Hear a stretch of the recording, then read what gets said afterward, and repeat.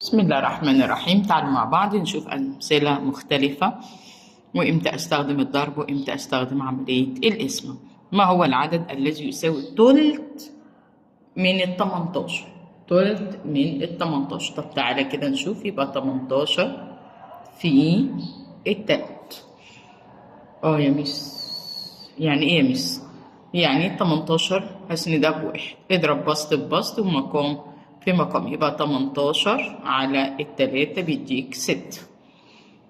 طيب يا ميس، إذا كان 9 هو تلت عدد ما، يعني التسعة هي التلت، طب أنا أعمل إيه؟ يبقى أنت في الحالة دي عشان أجيب العدد يبقى 9 على التلت بتساوي، اسند التسعة بواحد، ماشي، يبقى 9 على واحد، خلي العلى فيه وشقلب 3 على واحد، يديك كام يا جميل؟ 27.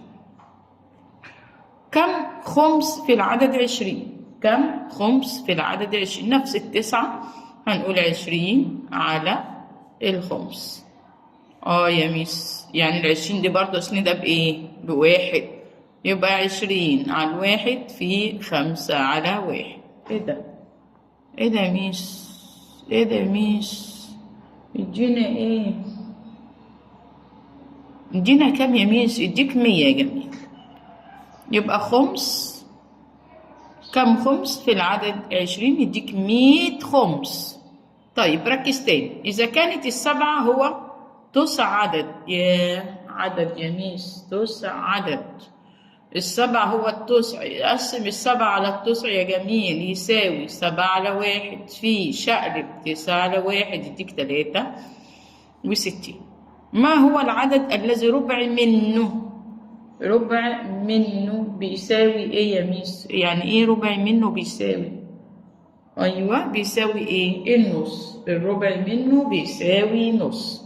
يلا حبيبي، يبقى ربع على النص. كمل انت بقى يا جميل، برضو نفس الكلام، ربع منه بيساوي تلت. يبقى التلت على السبع. طب احنا هنا صح؟ لا، قسمنا الربع على النص. لا يا ميس اعكسي يا ميس لو سمحت، عشان بتفرق في الناتج. تمام. المسألتين دول احنا خدنا زيهم، احنا هناخد رقم 3 عشان ده زي الكتاب بالظبط. ماله؟ تساعد أحد المعلمين في إعداد نزهة للتلاميذ الأصغر سنا. يطلب منك المعلم إعداد بعض الحل. تتطلب الوصفة 5 أسداس كوب من الفواكه المجففة. حلو يا ميس، وبعدين؟ ولا أي حاجة. ولديك كيس واحد من الفواكه المجفف. الكاس اللي بيمثل الجزء اللي أنا عايزاه. يعني أعمل إيه برضه يا ميس؟ معندكش غير نص، وأنت بيتطلب 5 أسداس.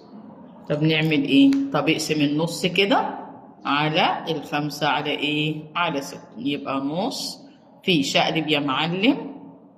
أيوه، 2 في 6 بكام يا جميل؟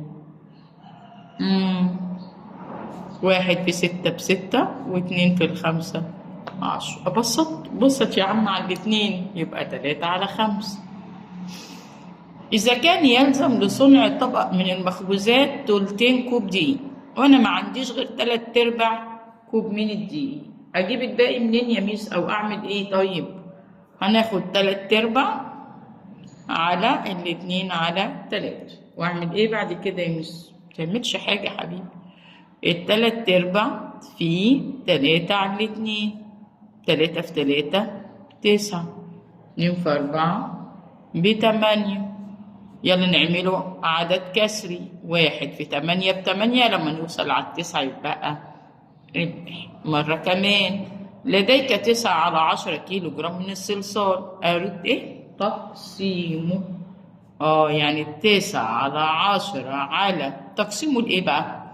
لقطع، تكون كتلة كل قطعة 2 على 5، يبقى 2 على 5، وحلها لوحدك يا قمر.